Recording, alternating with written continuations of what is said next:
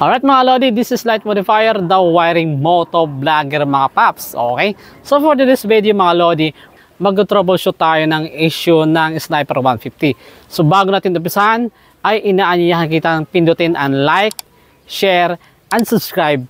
At click yung notification bell para sa tuwing upload ko ganitong mga videos ay updated ka. Okay? So pag sinusip mo siya mga paps, mga idol, ito yung lumalabas. Ayan. Nagbi-blink. Okay, so susubukan natin i-push-start kung umaandar naman yung motor. So working naman. Kaso may iba yung tunog. Umaandar naman siya mga Lodi, kaso kanyang indicator ng gasolina nagbi-blink. So ang gagawin natin mga Lodi, babaybayin natin yung wiring dito. Baka andito yung problema.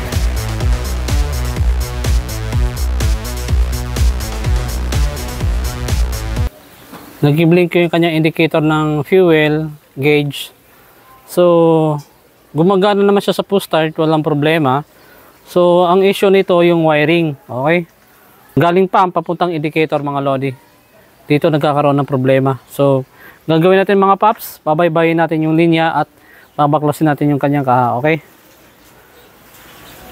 So, nung binuksan natin yung kaha at binaybay natin yung wirings, ito yung ating nakita mga Lodi. So, ito panoorin nyo. So, una dito sa gear line, ayan, yung neutral mga Lodi, pinapak. So, buti din naputol. Ayan. So, ayan mga Lodi. So, ito yung blue wire. Pinapak din. Halos yung mga blue na wire. Trip niya yung mga kulay asul. Okay. So, dito rin mga Lodi, may naputol din dito. Sana ba yun? So, where? So, yung mga Lodi ito. Pinutol din. Okay? Pinutol din ng mabait. So, ito siya mga Lodi. Ayan. Ito yung karugtong nyo dyan. Pinutol din. Okay? So, dito tayo sa kabila. Kung bakit nag-blink yung indicator ng fuel gauge. So, dito mga Lodi, meron din. Putol. Ayan. So, nung binaybay ko dito mga Lodi sa fuel gauge, okay naman yung kanyang wirings, tsaka dun sa motor. Wala nang problema. Nung binaybay ko dito mga Lodi, yan. Hanggang dito, papunta rito, ayun, huli. Mga Lodi. Buti hindi inubos. Isa lang naman yung kanyang pinutol. Dalawa. Itong green at yung green yellow. Okay, so ang gagawin natin mga Lodi, idudugtong na lang natin yan. So ayun nako. So kaya mga Lodi, huwag niyo pabayaan yung motor niyo na naka-stock, lalo sa mga sulok-sulok. Saka ito pa, may pinutol pa rito. Ano kaya to?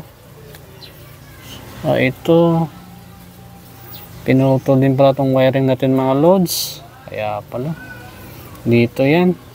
Okay. So marami tayong aayusin dito mga Lodi. Ayan. So ang gawin natin muna dito mga Lodi, ipagdudugtong natin yung mga wire. So ito na mga Lodi, dinugtungan na natin yung wire ng mga pinutol. Tapos sininang na rin natin. So ayun mga Lodi, so ito lang naman yung natsambahan. Maliban wala na. Okay. So ilang talaga siya mga Lodi, yung dalawang wire lang. Okay, so ang gawin natin dito mga Lods, balutin na natin ng electrical tape. Ayan. So ito na mga paps, yung ating finish troubleshooting. Yung dating nag-blink yung fuel gauge, ngayon okay na. So mga Lodi, so di na siya nag-blink. Tapos push start natin. Tapos yung mga ilaw, hindi na makaputol mga paps. Ayan. So ito na lahat. Likod at harap mga Lodi. Tapos yung hazard. Okay. Yan. Tapos yung kanyang all eye. Yan, okay na rin mga Lodi. Sa kanyang headlight, check natin. So wala na headlight ko. Yan ang ilaw. So yung mga paps, okay na. Alright mga paps, kakatapos lang natin mag troubleshoot sa Sniper 150. So yung dating fuel gauge na nag-blink, ngayon okay na. Tapos yung mga wire na putol, ngayon goods na. Okay, so ito siya mga lodi. Okay, so kanyang all eye mga lodi. All eye. Okay. Kanyang headlight.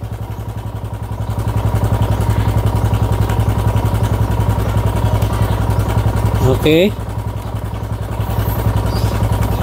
Sa kanyang mini driving light. Busina with passing. Tapos yung kanyang park light, underglow lights mga lodi. Yan. Gilid, likuran. Okay. Yan. Tapos yung kanyang hazard. Yan mga lods.